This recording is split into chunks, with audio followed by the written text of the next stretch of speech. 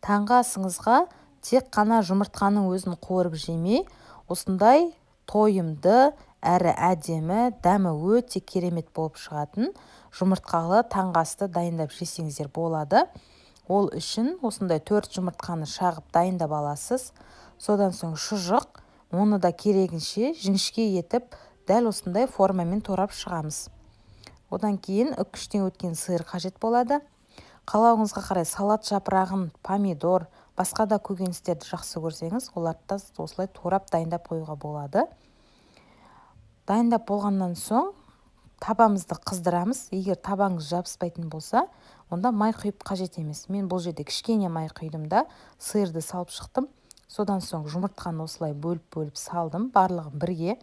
Одан кейін қақпағын жауып, орташа отта жұмыртқамыз ағарып, осылай шалалау болып піскенше қоя тұрамыз. Осындай болғаннан кейін қалауыңызша тұз, дәміне қарай қара бұрыш және де басқа да специяларды жақсы көрсеңіз, оларды да сеуіп жіберіңіз. Содан соң керекті салмаларды саламыз. Менде тек қана шұжық пен ірімшікті салып шықтым. Қалауыңызға қарай жаңағы салатный листья, помидор деген сияқты өзіңіздің қоспаларыңызды қосып салып жіберсеңіздер ештеңе де етпейді. Жан-жағын осылай көтеріп, бір бөлігін жартылай өстіп аударамыз. Содан соң табамызды жауып, бір 5-7 минутқа қалдырамыз. Барлығы толықтай пісіп шығады. Сонымен біздің тойымды, дәмді таңғы асымыз дайын.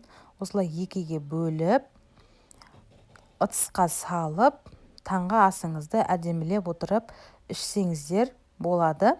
Көріп тұрғандарыңыздай өте әдемі, көлемді болып шығады. Менде бұл жерде тәтті соуспен осылай әдемілеп шықтым. Жасап көріңіздер, ұнаса лайк басып өтіңіздер. Ас болсын.